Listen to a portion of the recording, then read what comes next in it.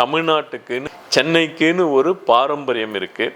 அந்த பாரம்பரியம் இதில் கொஞ்சம் மிஸ் ஆகிற மாதிரி இந்த படம் எடுத்திருக்காங்க. ஆல்கஹால் ஜஸ்ட் குடிக்கிற மாதிரி காமிச்சா கூட பரவாயில்லைங்க, அது தலைமையிலே ஊற்றிக்கிட்டு அது எது ஆடுது. இதெல்லாம் எப்படி சென்சாரில் எடிட் பண்ணாமல் வெளியில் படமாக வருதுன்னு நமக்கு தெரியல. சீமான் அவர்கள் இந்த படத்தில் நடிச்சிருக்காரு.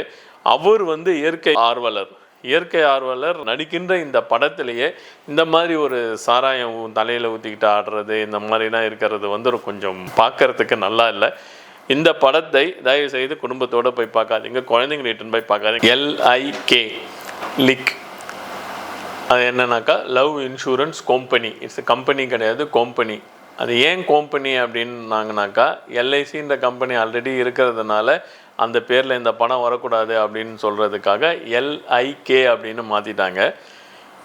இது 20 கிட்ஸுக்கான ஒரு மூவியாக இப்போ ரிலீஸ் ஆகிருக்கு, நல்லா ஓடிட்டுருக்கு. பிரதீப் ரங்கநாதன் நடித்த இந்த படம் 20-40 அதாவது இன்னும் ஒரு 20-25 வருடங்களுக்கு அப்புறமா சென்னையில் நடக்கின்ற ஒரு கதையாக இது கொண்டு வந்திருக்கிறாங்க.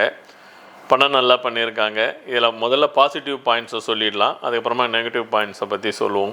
பாசிட்டிவ் பாயிண்ட்ஸ் என்னென்னாக்கா இந்த செட்டு நல்லா போட்டிருக்காங்க.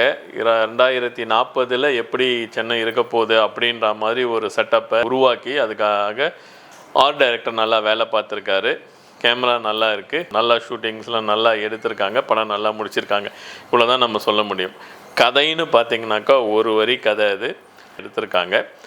இதில் அட்வான்ஸ்டு ரோபோ ஆப்பு இந்த மாதிரி நிறைய அட்வான்ஸ்டு டெக்னாலஜியை புகுத்தி கொண்டு வந்திருக்காம இந்த படத்தை கொண்டு வந்திருக்காங்க.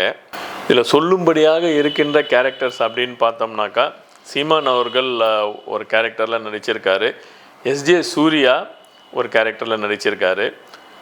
இவங்களுடைய ஓவரால் அமைப்பில் இவங்களுடைய ஓவரால் நடிப்பில் படம் நல்லா வந்திருக்குன்னு சொல்லலாம்.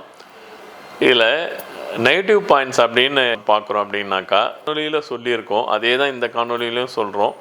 நீ அந்த சாராயம் குடிக்காமல் ஒரு படம் எடுக்க முடியாதா அப்படின்னு நம்ம நிறைய இதில் பேசியிருக்கோம். இதுலேயும் ஒரு ஆல்கஹாலில் ப்ரமோட் பண்ணுற மாதிரி நிறைய சீன் வச்சுருக்காங்க.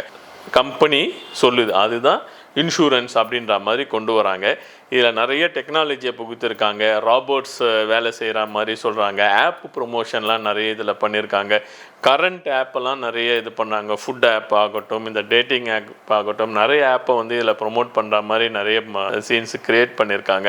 ஃப்யூச்சரில் இந்த மாதிரி ஒரு ஆப் வர்றதுக்கான சாத்தியக்கூறுகள் இருக்கின்றன, இல்லை நம்ம சொல்ல முடியாது. அந்த மாதிரி வரும்போது இதில் இருந்து நம்ம எப்படி தப்பிக்கணும் அப்படின்றத மாதிரி தான் கொண்டு வராங்க.